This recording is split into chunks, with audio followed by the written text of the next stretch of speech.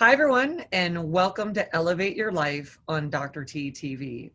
I'm Dr. T, and this is the place where highly driven, emotionally sensitive people get the emotional tools they need to succeed. Now, with me today, I've got a wonderful guest, and I want to introduce you to her and tell you all about her. Our guest today is LaTanya Johnson-Coombs, who is a licensed business owner, certified senior professional in human resources, SPHR, and certified executive leadership coach. And she holds a BA in political science, pre-law, a master's of science degree in human resources management, and ABD in business management and organizational development. LaTanya is a former captain in the U.S. Army, and she's a veteran that has served 10 years in the United States Army as an adjutant general. As an adjutant general officer on active duty and in the Army Reserves. She later held several HR director positions while working for GE, Raytheon, and a leading manufacturing company. In the executive HR roles, she's also been advising CEOs, senior management, and frontline managers. She's currently consulting and working for a private company as an HR leader and leadership development champion to include and really focus on the areas of emotional intelligence training and one-to-one coaching. So LaTanya, it's great to have you here. Welcome to the show.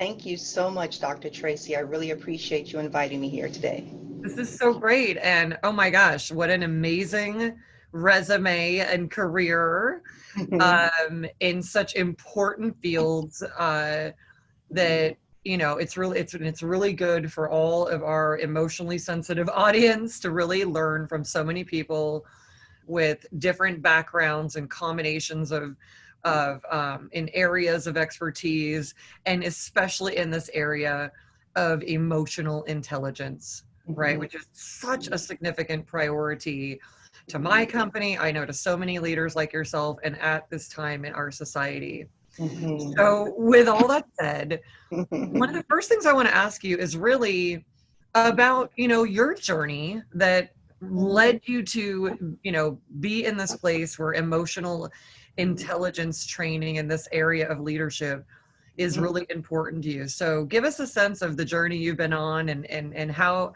you're landing here and making this a priority in the world. Yeah, that's a great question. I could visualize myself in my journey as you were asking that question, and where did it begin? It really began, I think, as a child. My father is a police officer. My stepfather was special forces.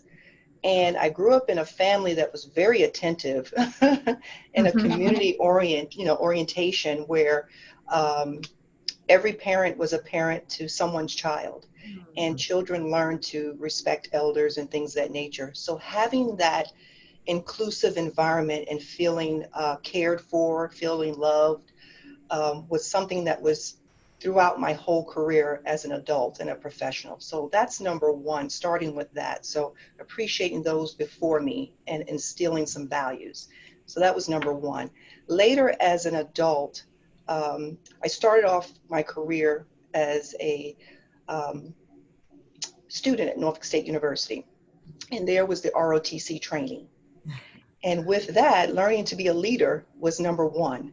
So regardless of your personality, if you're an introvert, extrovert, you had to spend time. I had to spend time in front of someone all the time speaking, learning and speaking and training, and really not just speaking words, but making sure that all the senses were aligned and someone was paying attention, because we depended on each other's lives. We were in Reserve Officer Training Corps, getting ready for active duty once we've completed our degrees. So not only did you have to know your craft, know your subject matter for school, you also had to become this leader and, in a new environment. My first duty assignment after graduating from Norfolk State University was Korea. And that was another layer of compassion, self-awareness, social awareness, because it's a new environment. And when you see something that reminds you of home, or nostalgia, you just gravitate to it. And that was my first experience really truly seeking to understand others and appreciating home. Oh, wow. Different family orientation in Korea. So that was number one. My family came over with me. Our first daughter, who's now 23, was born in a foreign country. But the welcomeness that my husband and I and my mother received over there from people we didn't know, this was off base, on base and off base, from the community, was just brought back childhood experiences. So once again, that next layer of feeling community, feeling accepted, bringing my whole self, aligning all of the, emotions and not having to be someone else, could be my whole self with my family. And from there, then I was recognized for being someone that could really be perceived as someone that would listen, listen very attentively. And backing up just one moment, I was promoted as an ROTC cadet at Norfolk State as the lieutenant commander, cadet lieutenant commander. Now, there were others with years of military experience, and I asked the question, why me? It's a very deep question. And I noticed early on, before I even knew about emotional intelligence, everything that they described to me and said, these are things that you're not going to really appreciate till you're older. You have it, but you don't know it. You don't see it yet. And you have over the years grown into a young leader. And later on, I realized, oh my goodness, it paired so well with self-awareness, social awareness, ability to adapt to change, manage relationships, and make people feel very welcomed. And you can get to the bottom of what their needs are in the moment and pivot in the moment. That's been my journey. And then just over the years, continuing, you've read my resume there as far as continuing education, continuing it.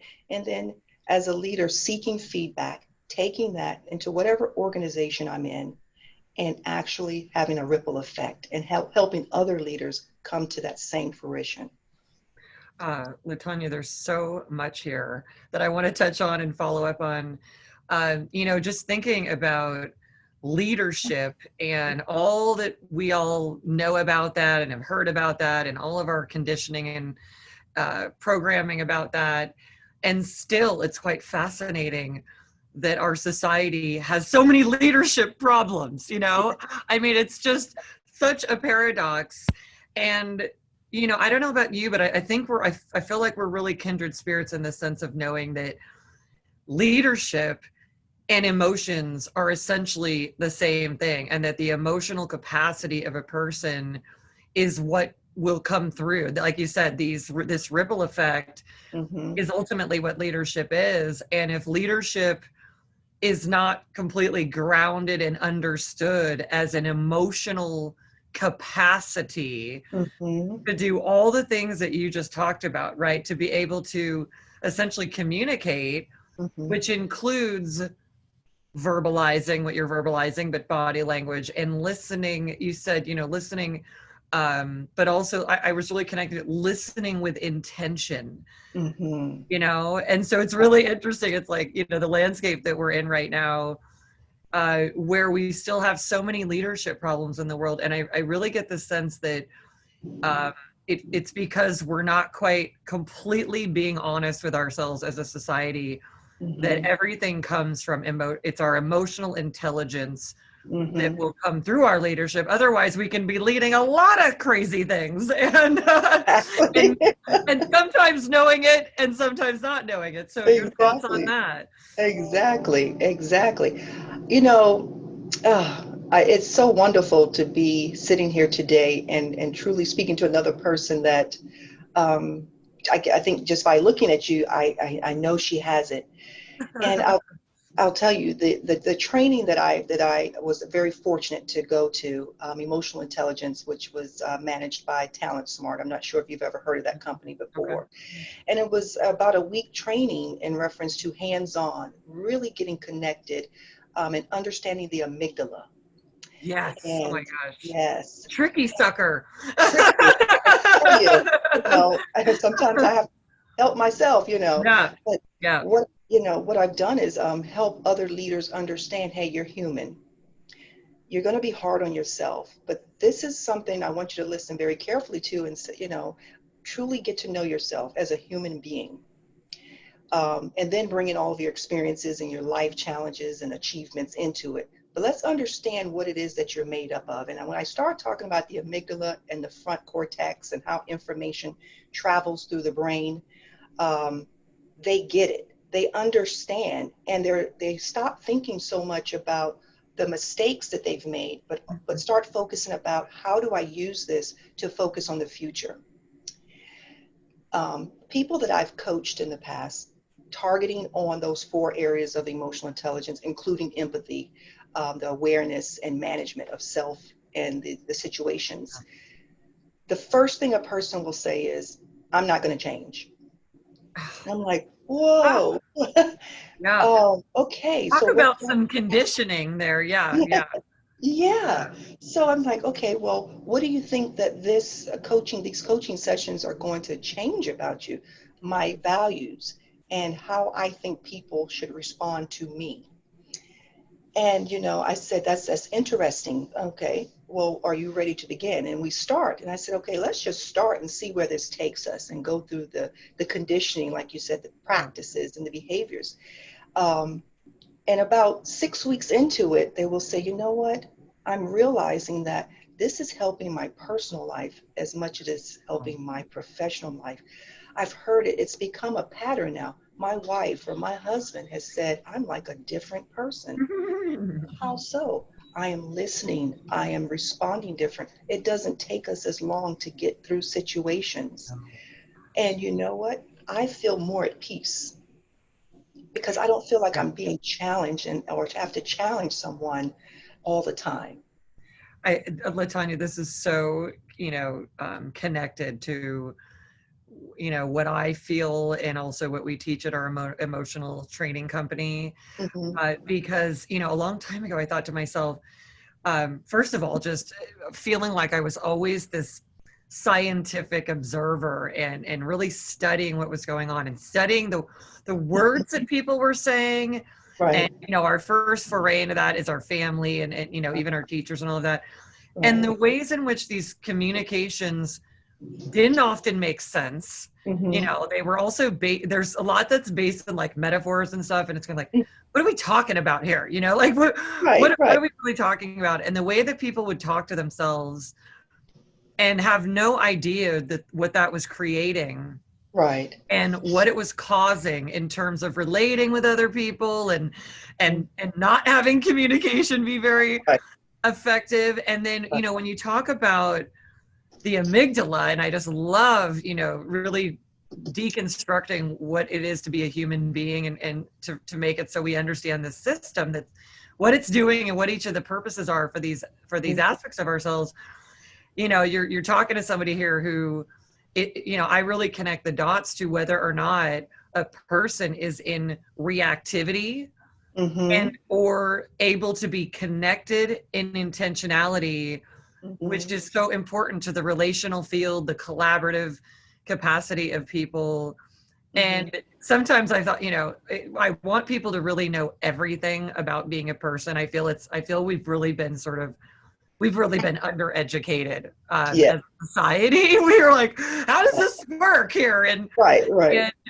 And it just seems so important. And we're really on the same page of helping people understand how the nuts and bolts work, Mhm. what they do, what outcomes they create, and when we're getting, Mhm. partially intended outcomes, and we say that worked the way I wanted it to, and then a bunch of unintended outcomes that Right. we really want to understand. Are we in a more reactive state Mhm. where a bunch of stuff is going on that's not allowing us to have complete access to our faculties? Mhm. And how can we shift into a connected state of intentionality Mhm. and be able to maneuver and just navigate through things productively, intentionally, and really materialize what we're meaning to intend? So I so get it that I don't see a difference between personal and professional. We're the same person interacting and applying ourselves into everything. And so this sounds like this is the page that you're on as well. Yes, yes. And I about 6 months ago, I wrapped up about 4 classes of emotional intelligence, all adults, and um, it's approximately 30 to 40 people, and split up, so it's more manageable in the classroom, um, over about a week time frame. And the feedback was, you know, out of all the training, leadership training and development training that we received, this emotional intelligence crosses over from self-management to actually, like you said, the reactive and responding time, to helping me understand, not just myself, but slowing down a moment. And as I am being able to pivot in the moment for myself, I'm able to allow someone else to get across what they need to communicate to me. And what they said is it's decreasing the amount of time that it's taking us to be productive as professionals. It's actually helping us to help our employees reciprocate our behavior. So we're not having a revolving door as much coming in, because people are learning to handle conflict in the Yep. moment based on me being able to be coaching on the spot, or just them watching me and exhibiting the characteristics that I wish that they have. Yeah, this makes so much sense to me, because as a leader of an emotional training company, Mhm. I just remember a long time ago, thinking to myself, I, you know, I was a corporate trainer in my earlier career, and I at a certain point just recognized, like, this is so much not about just corporate, training and leading and the clinical. And I thought to myself, it's all one thing, because if somebody's experiencing emotional cycles of depression or anxiety, or they go into different types of conditioned patterned, which we refer to as disorders, Mhm. um, that this is all about human functioning and human performance. And when it's reactive, Mhm. and not connected, that can just continue to go on and create a bunch of pathology that then pops somebody over into the mental health Mhm. problematic areas and trying to get help from that. Mhm. um, Instead of really recognizing that we're either performing in a high emotional intelligence, Mhm. communicating, connecting, and holding a space to actually observe what's going on in a situation. So Mhm. then again, instead of being in cycles, I love when you talk about the revolving door, Mhm. instead of cycling, right, we're actually Right. creating and Yeah. intending. And I've just found that this clears up the worst mental health disorders, and it clears up organizational, Exactly. disorders as Exactly. well. And it sounds like you're finding that too. I definitely am. I definitely am. One thing that comes to mind, is ego. I volunteered sometimes, and I do professional development training, at one of the local, incarceration Oh, facilities here, to help okay. those who are one-time or two-time offenders, but they're getting caught in that cycle, like you were saying, and they just need some help. They don't have any direction, as far as a resume, which, companies are allies of ex-offenders. Where do I start to even learn about this company? Is this the company I want to work for? What are some things I should be trying to achieve, not just a job? So teaching them conflict resolution was one of the things, Huge. Yeah. that paired up with emotional intelligence. I like to teach things like that first, to get people more, get a little bit of the behavioral patterns involved, because that's where you learn. And I found out, I learned a lot from people in my sessions, I can tell you. I know, me too. Oh, I This didn't is even know called a that. job, but I'm No, growing more than anybody. Yeah. yeah, you're supposed to be learning. I'm learning just as much as you. Yeah. And, one of my, participants, at one of my, volunteer events, and I teach us like a small portion just to get them introduced to it. And she said, I never knew. She said, I am almost 50 years old, and I never knew that there were options in how to, move through or move, forward when there's conflict. Because she said, naturally, I'm someone, I do not like conflict. It just makes me cringe, and I just want to just go over there somewhere. Wherever it's not at, that's where I want to go. And I taught her the 5 modes, the whole, participants, the 5 modes of conflict. You don't have to just avoid. You can actually say, give me a moment and let me digest this and come back. You can be collaborative. I need to partner with someone. There are different options when you're dealing with this in the workplace and personal.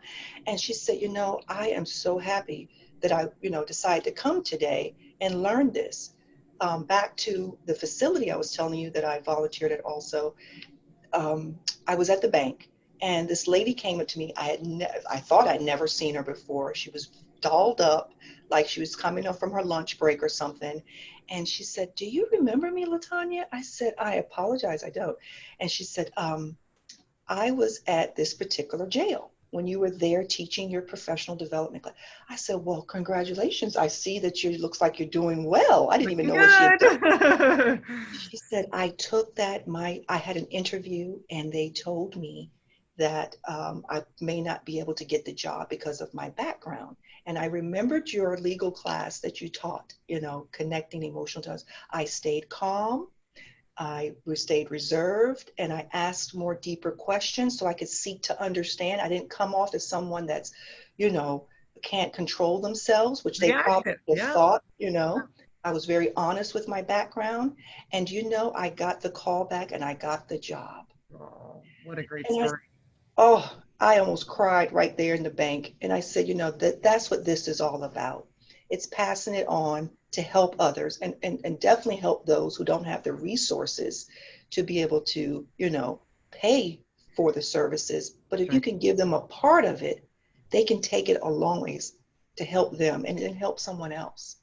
Well, again, we're just really synced up on these priorities because, helping, again, having this emotional training company and having different level programs for people that are leading in big areas of influence, right? And there's big stakes and people that they've got to be able to lead really productively, and people who are maybe just starting on this journey or went through life in a lot of cycles that, multi-generational cycles of what I, consider to be emotional dysfunction and emotional reactivity and very conflict-based family systems.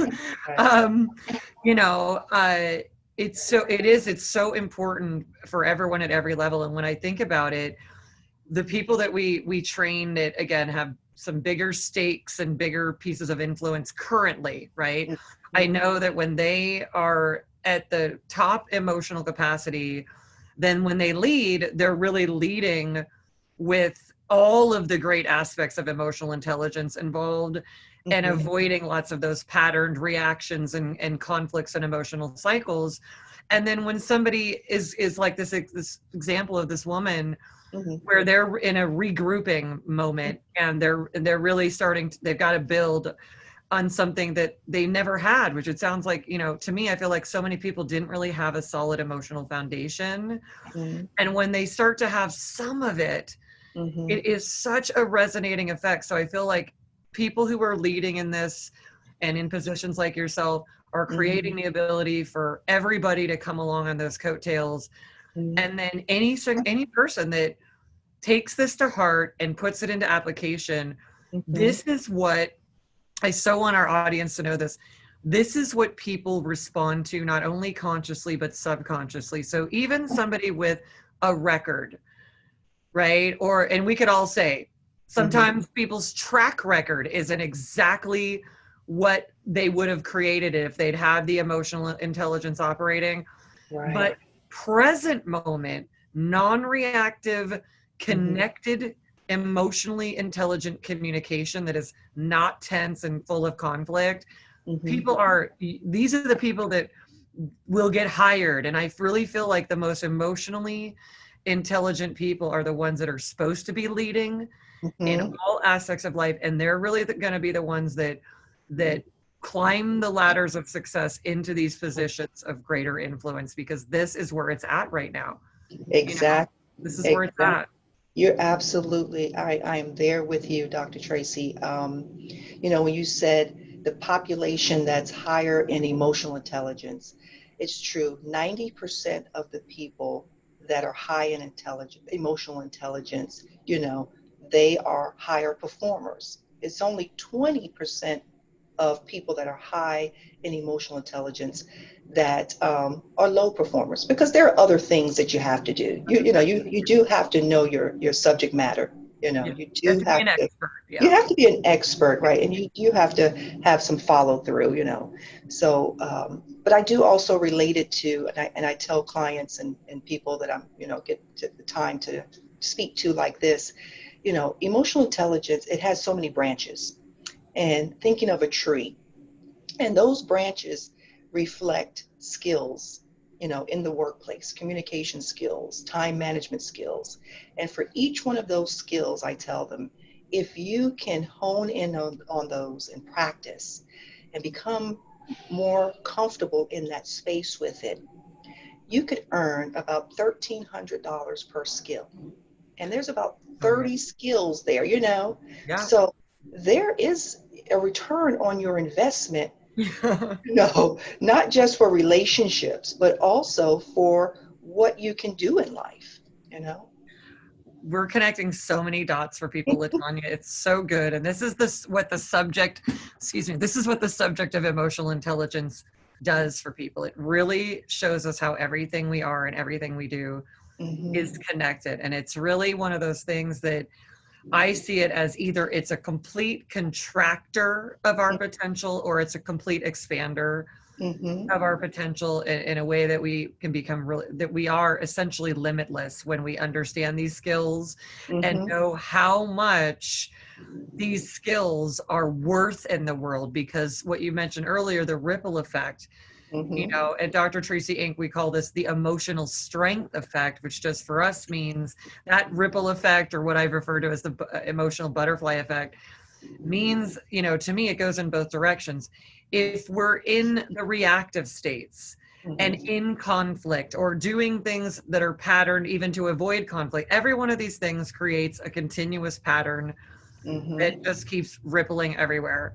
And Mm-hmm. yet, even one moment where that example you just described, where this wonderful woman Mm-hmm. recognizes that there's something people are perceiving about her.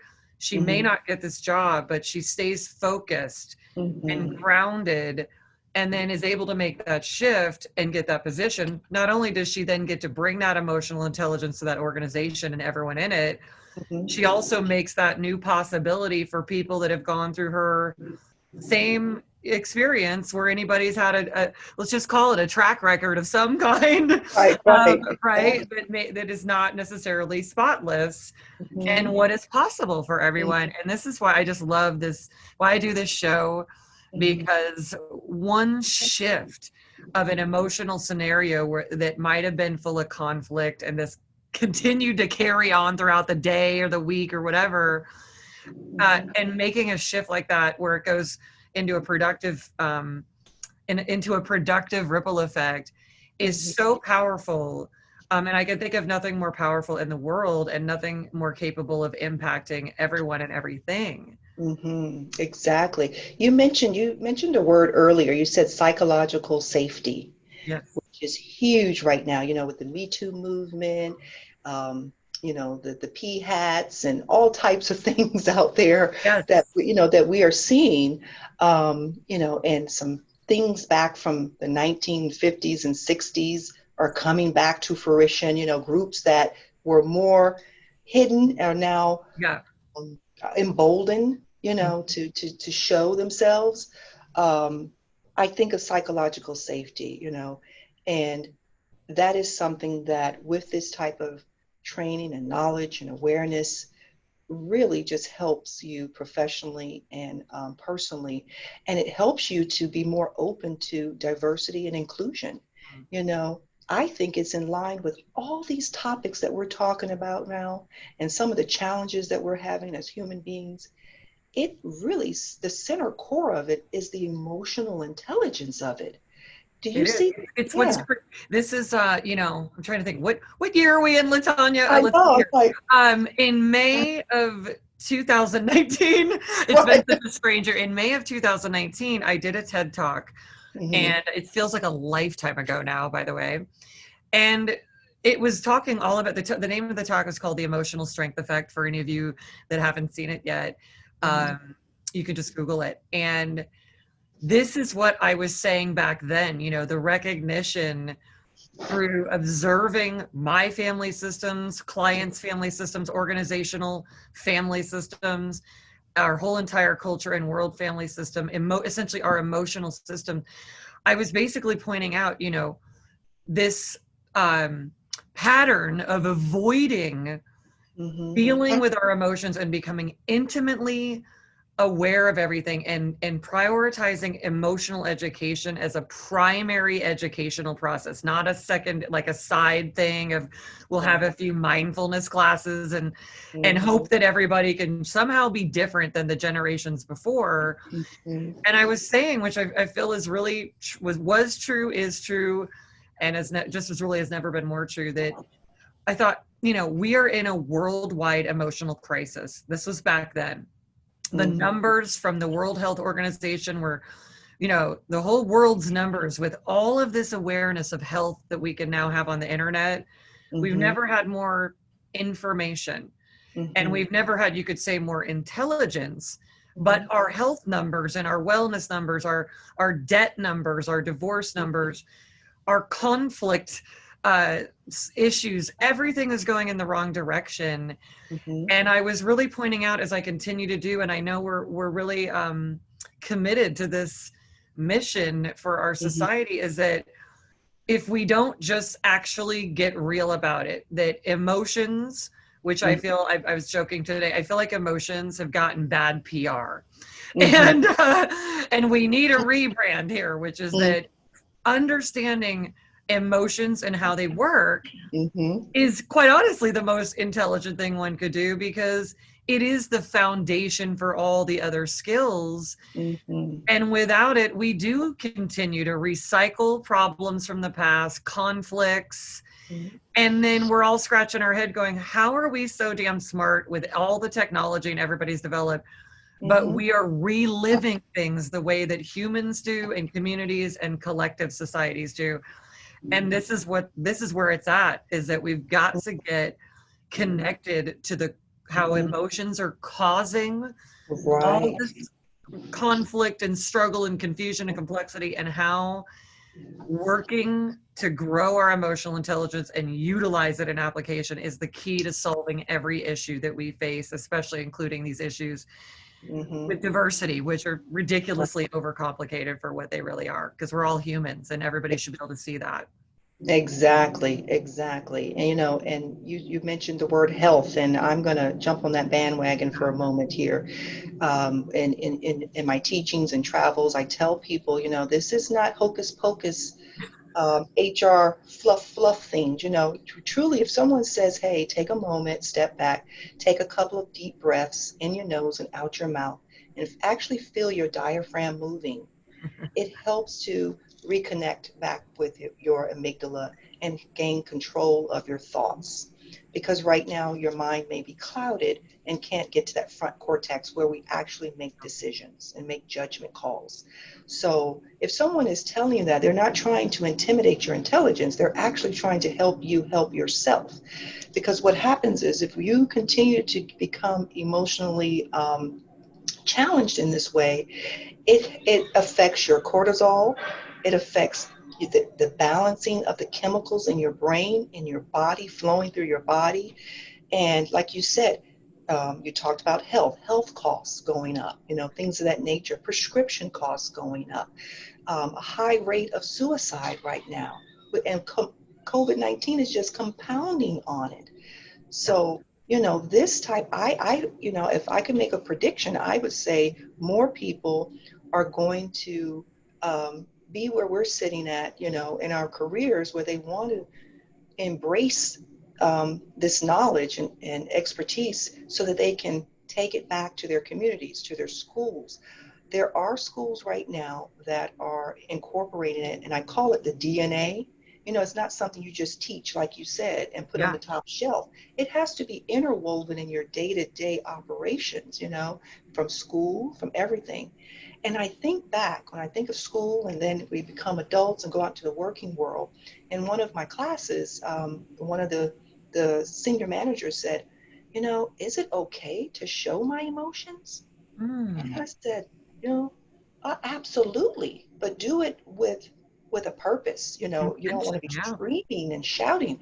We go over the different array of emotions. And being upset and getting mad on purpose is one of them. But do it in a way that's going to be received well. You're not mad at them. You may be mad or upset at the outcome, but your tone and your body language has to be in a way where you're going to get their buy-in and feel compassionate just like you. And she said, wow, she didn't realize that there were options of saying, hey, you know what, I'm really upset here, I know we can do better, and I want your Well, feedback. you're really speaking my language as well here, Latonya, because this is what I mean, even that somebody can ask that question and Mhm, even be in that position and not know the answer to that first and foremost is mhm, telling.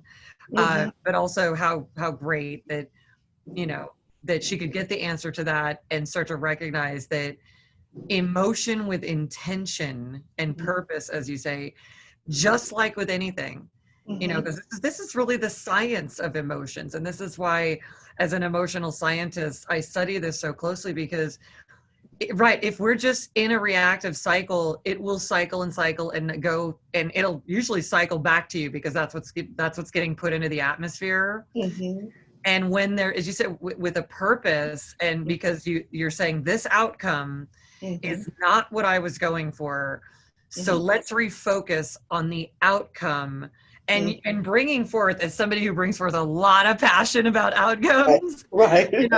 it's like using that energy to Mhm, elevate us to that outcome and mhm, awaken and arouse us to that, which is very different than just a reactive frustration that is part of our cultural conditioning that sort of is implying that we're all going to like wake up and get our act together. But to your earlier point, it starts shutting us down. We might be trying to get the lesson, but it's shutting us down. mhm, Now we're afraid to ask. And this is what's going on, I feel like, in so many situations in our world, mhm, high level, big stake situations. And then I think, I always think about this having, my journey just includes, being in a family that I love so much, wonderful, the way we all love our families, and there being a high level of conflict, and like so many human families throughout history, and right now today, and especially in this moment in time that we are in. mhm, And when you were saying earlier about, not just, regulating yourself and creating that space to mhm, consider and collaborate in some outcome focused communication. mhm, um I just think about this in family systems all the time, that all of this conflict, all of it's going on is really this reactivity mhm. just gone awry. And when you were talking about people saying, well, now my wife's saying this and my husband's saying this is because emotional stability, Right. right? If we're keeping it 100% real, Mhm, emotional stability really does allow there to be collaboration and great relationship, connectivity, and problem solving. And that's such a different emotional environment, whether it is, this is what I really got from you as well, mhm. whether it's the situation room in your home or the situation room, in the Oval Office, that we need to be able to manage ourselves so we can manage situations toward the ideal outcomes. Exactly, exactly. I'm also thinking of, in the Oval Office, I think the last debate, it was a great example of what we're talking about here. Yeah, Reactivity gone wild. yes, Yeah. and being patient and listening, and being okay with disagreeing with someone, but maybe this is not the right time to say something. Maybe I need to just continue listening. Latanya, how about this, right? I mean, this is so big. The power of your own emotional presence. I was watching this very much as well, been studying President Trump, very objectively, been studying him throughout a lot of his recent career, and especially his presidential career, just studying the patterns of communication that are going where it's so fast and it just rolls, and it doesn't, he's not able to actually take in the question, have a processing moment with the question, think about what the outcome is for everyone, and then allow that creative process to start walking him through an intelligent, easy to follow directive or perspective or directive. So when I saw, Joe Biden being also in that pattern of reactivity, which we just know it's whether it's on stage like that or between a daughter and a mother or whatever, Right. it's we just the pattern starts and it's very strong. And then watching Vice President Biden wincing and being caught in that web of difficulty, I just wanted so much as an emotional scientist, and I'm sure you were thinking this as well, just to be like, at minimum, if there could be intentional listening, you'd be able to have a much more creative response, productive response. And I thought to myself, if you also wanted to be competing here, Right. even allowing your competition to walk themselves into either a good productive answer or maybe an answer that is going to give you a competitive edge, but if everybody's reacting, it really is, there is just chaos going on, and nothing productive, as we all know, came out of that. It was a terrible display of what is exactly going on inside in our whole world right now. Yes. In communication, it's you, me, and then it's the us, and what is that about? And I think focusing on that, and the us at the time are the voters. We so desperately really need to, in a non-judgmental way, be able to listen and then come away and use discernment. And it was really blocked a lot of the times throughout the night. So that's like in everyday life, that could be any debate in the world. It could be just a conversation. It's not really a moderator there, and you're just having conversations. And when that happens, you walk away and you're thinking, okay, what am I supposed to be doing? And what are they supposed to be doing? Nobody knows. It's so ambiguous. No, it didn't internalize. Yeah. It didn't internalize, right? We were so focused on the distraction that we don't even know where we're going. So now, if you think of this as in a leadership world, no one knows. And if they're too afraid to come back and ask you, you can just have people out there working, and then the cycle starts again because you're upset because the results didn't happen that you wanted. Well, no one knew what you wanted because they couldn't hear you over the bickering. Well, this is so key because I think about, this is something that I've worked on for so long in my own self, with the coaches on my team, with the clients that we work with. And fortunately, being married, you have every opportunity to work on this stuff. And, the ability to be non-reactive, and somebody's communicating something and you're present and actually knowing my job is to receive. And if I can be connected, before this auto reaction of already going to ask a question or respond, I realize I don't even have to ask the question, because if I'll just be connected, I'm generally going to get the answers to my questions. But if we are already in that place where we can all be, especially if we're also excited about something, but because reactivity comes in lots of different forms.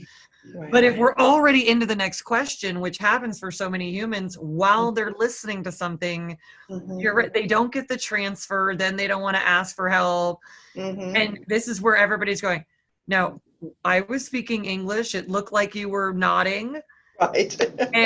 And then somebody might be saying, I don't understand what he's saying. And the other person, how do they not understand what I'm saying? And you're right. It has a whole other cycle that is like a comedy show. If it weren't so frustrating and unproductive, and then everybody needs to go home and have a cocktail over it, because something that is much simpler than it seems if we would just educate ourselves on it. You Yeah. know, wouldn't require the whole day, the whole cycles are self-medicating. And everywhere that goes, you know, Right, right. adding that problem up. So I mean, I am just loving this conversation and Mhm. thinking through so many things that you shared with us, including when you earlier were talking about having all the senses available, and Mhm. really it sounded like being online. You're talking about really being online. Can you say more about that? Are you aligned? Yes. You were talking about like communicating or list like with all of your senses, and there was something I really wanted to Yes. learn more about. Yes, yes. So, what I tell clients and people that are in my classes that when you're aligned, sometimes you don't even have to say something. You can just look at the person, similar to what you were just talking about, and you get one another. Just it's a look in the eyes. It's something, and I tell people when you can truly enjoy, be in the moment. You have to shift your mind away from worrying about what's on your checklist. Your most important should be who's right in front of you, because you're giving them your time and respect. So allow one another to connect. And sometimes you may find that you have a lot of commonalities if you just allow it to flow. And another thing, and I know this study you remember, and a lot of people agree to a point with it, and I definitely understand, but it's like the 7-35-58 rule where, Oh, yes, so more of what people are talking about, the visual aesthetics that's going on, really helps a person to be engaged or not engaged, unless you're saying fire, get out. yeah, It's the words that's coming out yeah. your mouth. Yeah, so I tell people the tone that you're giving off, if you say, oh yeah, I love you. I know nobody's gonna get away with that. Just so you Nobody's know, going to get away, and right? you know who I'm talking to. You know who you are. Right, right. So I It said, never flies, right? never, never. So, I said, make sure everything is aligned, because the higher you go up in an organization, the less pushback you may get unless you show people from head to, align your waistline that you are going to receive some information back. If you talk over people, you cut them off, you're looking over here while they're talking to you from over there, those nonverbals, you are teaching a person how to communicate with you, and you just don't know it yet, or how the level of respect that you have for them. And in the professional world, it affects turnover. It affects your costs of retraining people, your lost time, your downtime, all those types of things. And then I also get into a portion of where, you can lose a lot of money or capital when it comes to how you treat people. Because if it falls under, a federal law, of disparate treatment or, illegal mistreatment, then you're looking at being somewhere like the EEOC, or you're sitting down with your attorney or a mediator trying to figure out how do we move forward with the least amount of cost from you. And all because you chose to treat someone poorly. Right. And And and this is so interesting. They always say, I'm thinking of it's like a legal thing, but I think it Mhm. goes for kind of everything, that like not knowing something is not a defense. No, Yeah, it's not. not knowing something is not a defense. And I always think of this as the laws of physics. Mhm. We are responsible for the cause and effect of everything, whether we tune into that or whether we know how to do something. Mhm. So whatever we don't know how to do, and really especially what we may not even, if what we don't know how to do, Right, right. we're at the effect of that. And for years I've been tracking, and it sounds like you have too, Mhm. I call it the emotional expense sheet, because the non-renewable resource is time. So Uh, every bit that it takes to communicate, mhm. that takes longer, repeating ourselves, all where we're not really connected in an efficient, effective, accurate, intentional communication process, and Mhm. including receiving it. Anytime we have to redo something, our clock tick tock on my finite life here on earth, Yes. um, every time we have to redo something, every moment we sit toiling in emotional reactivity and recycling these patterns and not also having the ability to harness our energy, these emotions forward into like, here's the intentional communication about what I want us to be able to accomplish. And like you said, sending all the octaves and the tone and everything that you want to transfer, the feeling, the words, the outcomes. I've really looked at this. I've studied, and I want everybody in the audience to take this to heart, whether you're running an organization of any size or just, you know, you're doing your homework at home as a kid. It's like every bit that we go into emotional reactivity, we end up costing ourselves time we don't get back. And every moment we go forth into emotionally intelligent connectivity, intentionality, like LaTanya, you're saying, our body language, all of ourselves forth in something in the moment, we're gaining time. And then all of these time always equates to money and resources, and money we can make more of, but time for each of us we can't, unless here's the code, or as they say, here's the hack, that shifting from reactivity to connectivity is what will gain you more time over your competition. Let's just say in relationship to your competition, but more so because we're all here to collaborate together. Any one of us that gains time forward through emotional intelligence and emotional intelligence training and coaching, we're gaining that time for everybody as well. Because when we're good at it, we're actually helping another person quickly move through something, and we just gained other people time, and therefore we've gained them money and resources as well. And this is why I love the equations of looking at the emotional mathematics of everything. Absolutely, absolutely. You know, with the emotional intelligence, the time part, that is so key. And I love emotional expense sheet. Oh my goodness. It's just like, wow, it's just explosive. You know, it really brings it in to perspective. Like, if you don't do these things, here's what it's going to cost you. Exactly. You know, and, you know, back to what your audience that you were talking to, you know, if you're a leader, a business owner, you know, this is true. You want to make sure that you're doing what's best for people and yourself. If your challenge is to be innovative, you want critical thinking people, you want the best talent to stay with your organization, you want to reduce overtime. You know, you want people to come with their best selves throughout the day. You have to do the work, dig deep and do the work, really become connected with emotional intelligence, psychological safety, all of these things. And I was thinking as you were talking, there was a study done, a 5-year study, and I believe the last one is going on this year here by McKinsey Company. Okay, and they partnered with LinkedIn, not LinkedIn, excuse me, Lean In. I apologize. Yeah. Okay. Cheryl's Yes. organization. Yeah. Yes, yes. And so over the last 5 years, they've been studying diversity and inclusion in the workplace. And the inclusion piece, too, is really key.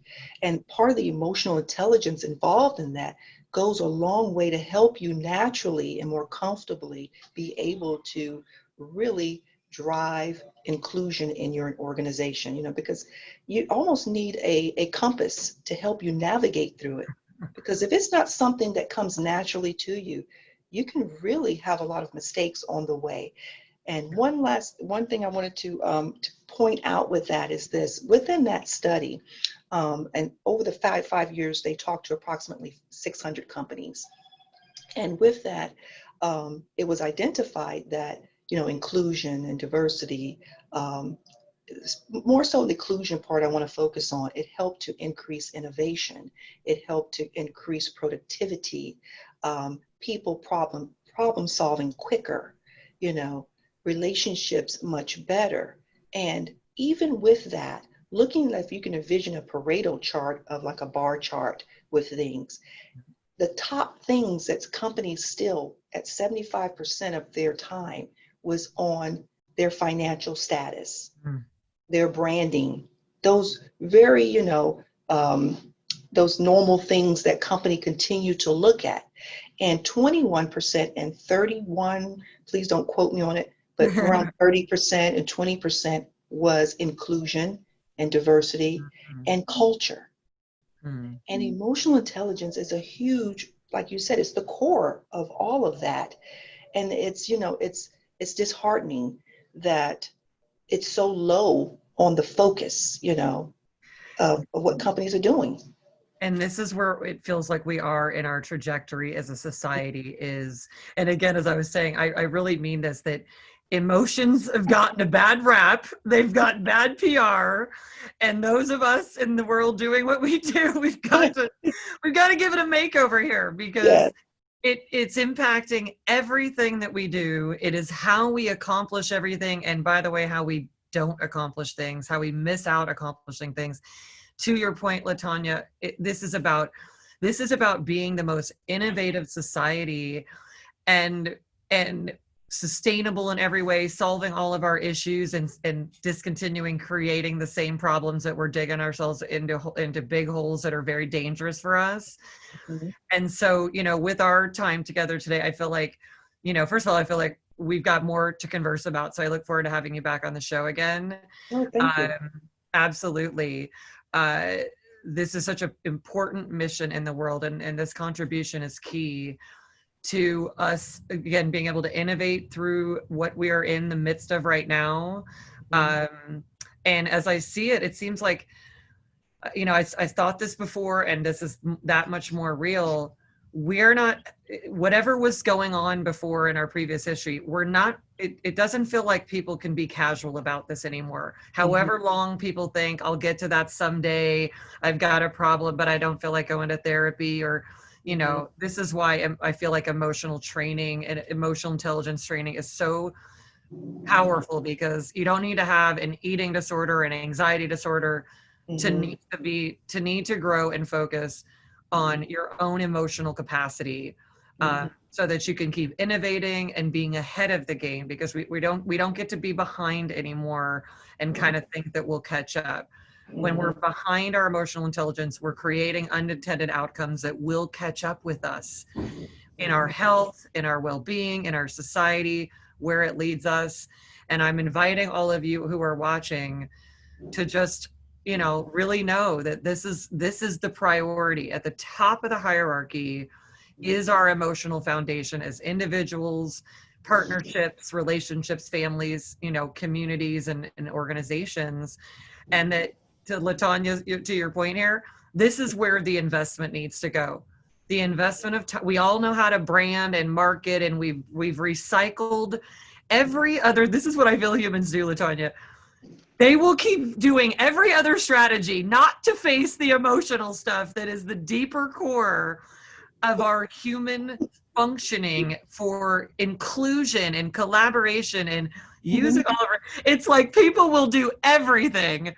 And what you're talking, we'll do 70% of this, keep trying to get this equation to work, and we're still down here on the very fuel that really is what represents what any organization can ever do.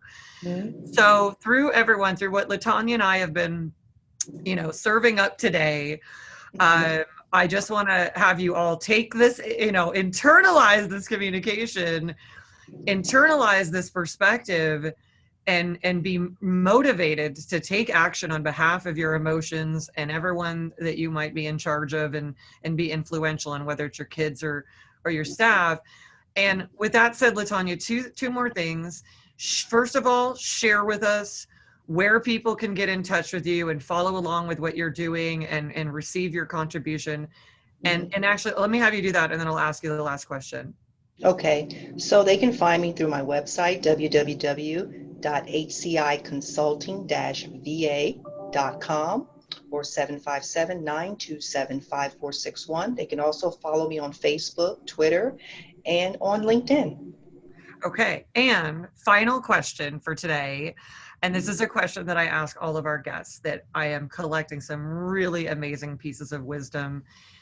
And what I want to ask you is that, if for whatever reason, this happened to be the last moment that you could share a message with the world and have people take this forth in their life throughout their life, knowing that, you know, this is what LaTanya taught me, and that this gets carried into future generations. What would that core message be? The core message would be thinking of the state that we're in right now. Take a moment and take deep breaths. Wake up every night knowing what, or wake up every morning knowing what your purpose is. And always think of someone else. Walk in their shoes for a moment, and, you know, and purposely seek to understand others, collaborate, connect, and reach out to someone that you haven't spoken to in a while and let them know how you're doing and ask them how they're doing. You know, appreciation, gratitude, humbleness goes a long way if we all just do it together. Well, this is what I like to refer to as co-leadership of all of our outcomes together. And LaTanya, thank you so much for your time. And to our amazing audience, just look forward to hearing from all of you about how you're applying all these perspectives and tools. And until then, we'll see you next time. Take care. Thank you.